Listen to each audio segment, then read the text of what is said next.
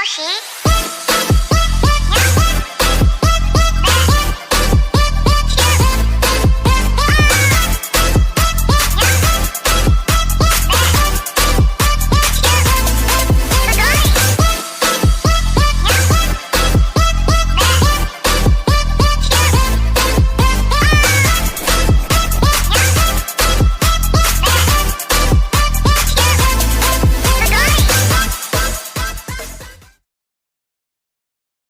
Assalamualaikum warahmatullahi wabarakatuh. Hai, bertemu kembali dengan Bu Hanif Labaika dalam muatan pembelajaran matematika kelas 4.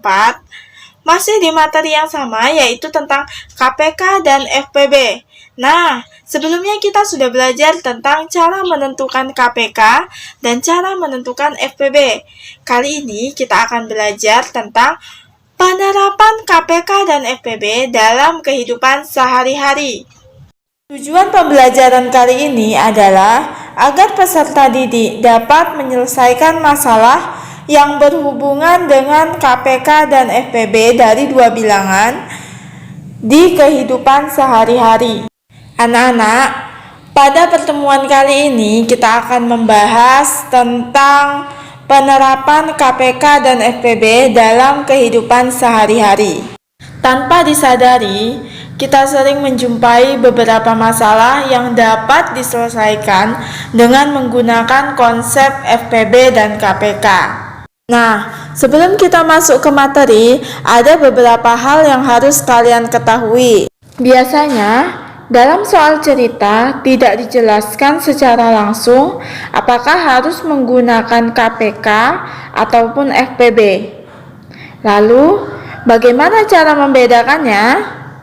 Membedakan apakah soal tersebut adalah soal KPK ataupun FPB. 1. Pahami pertanyaan. Jika yang ditanya waktu, bisa menit, detik, jam, hari, tanggal, itu sudah pasti soal itu adalah soal KPK. Jadi penyelesaiannya menggunakan KPK.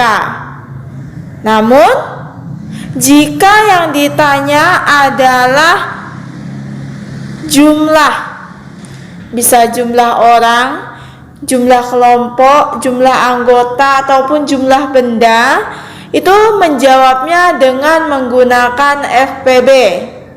Selain itu, ada kata kunci yang membedakan soal tersebut KPK ataupun FPB.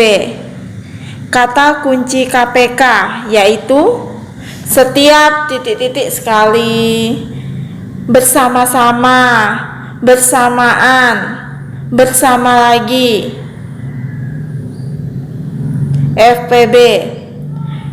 FPB kata kuncinya adalah paling banyak, sebanyak-banyaknya, sama banyak, jumlah yang sama, jenis yang sama, ataupun sama rata. Nah, itu tadi adalah perbedaan KPK dan FPB dalam soal cerita.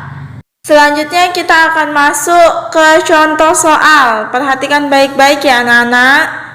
1. Ibu pergi ke salon setiap 15 hari sekali. Sedangkan Bibi pergi ke salon setiap 30 hari sekali. Pada tanggal 17 April 2019, Ibu dan Bibi pergi ke salon bersama-sama. Pada tanggal berapa Ibu dan Bibi pergi ke salon bersama-sama untuk kedua kalinya? Ayo anak-anak, coba tebak. Soal ini dijawab dengan menggunakan KPK atau FPB. Ya, kalian benar. Soal ini dijawab dengan menggunakan KPK. Karena yang pertama perhatikan pertanyaannya. Pada tanggal berapa Ibu dan Bibi pergi ke salon bersama-sama untuk kedua kalinya? Pertanyaan itu menunjukkan pertanyaan tentang waktu. Selanjutnya, lihat lagi ke soalnya. ada kata-kata setiap 30 hari sekali, setiap 15 hari sekali. Nah, dari kata setiap dan sekali itu menguatkan bahwa soal tersebut harus dikerjakan dengan menggunakan KPK. Nah, jadi penyelesaian permasalahan soal cerita tersebut menggunakan konsep KPK. Nah, langkahnya pertama-tama kita cari dulu kelipatan dari 15, yaitu 15, 30, 45, 60, 75, 90, dan seterusnya. Selanjutnya, kita cari kelipatan dari 30, yaitu 30, 60, 90, 120, 150, dan seterusnya. Setelah kita mengetahui kelipatan dari 15 dan 30, selanjutnya kita cari kelipatan persekutuannya. Kita dapat kelipatan persekutuannya adalah 30 dan 90. Nah, KPK adalah kelipatan persekutuan terkecil. Jadi kita cari kelipatan persekutuannya yang nilainya terkecil, yaitu 30. Jadi KPK-nya adalah 30. Nah, kita sudah mengetahui KPK dari 15 dan 30 adalah 30. Selanjutnya, pertanyaannya kan tadi, pada tanggal berapa Ibu dan Bibi pergi ke salon bersama-sama untuk kedua kalinya? Nah, pertemuan pertama itu terjadi pada tanggal 17 April 2019. Berarti untuk pertemuan kedua yaitu ditambah 30 hari ke depan. Berarti itu terjadi pada tanggal 17 Mei 2019. Jadi, Ibu dan Bibi pergi ke salon bersama-sama untuk kedua kalinya pada tanggal 17 Mei 2019. Anak-anak, itu tadi adalah contoh soal cerita yang diselesaikan dengan menggunakan konsep KPK. Selanjutnya kita masuk ke contoh soal kedua. Perhatikan ya. Nino mempunyai 21 bola putih dan 56 bola hitam. Kedua jenis bola tersebut dimasukkan ke dalam beberapa kotak. Tiap kotak diisi bola putih dan bola hitam dengan jumlah yang sama. Tentukan banyaknya kotak yang diperlukan Nino untuk menyimpan bola-bola miliknya. Nah, perhatikan kembali soalnya. Pada soal ditanyakan, tentukan banyaknya kotak yang diperlukan Nino untuk menyimpan bola-bola miliknya. Pertanyaan tersebut yang ditanya adalah jumlah. Nah, selain itu, ada juga kata-kata tiap kotak diisi bola putih dan bola hitam dengan jumlah yang sama.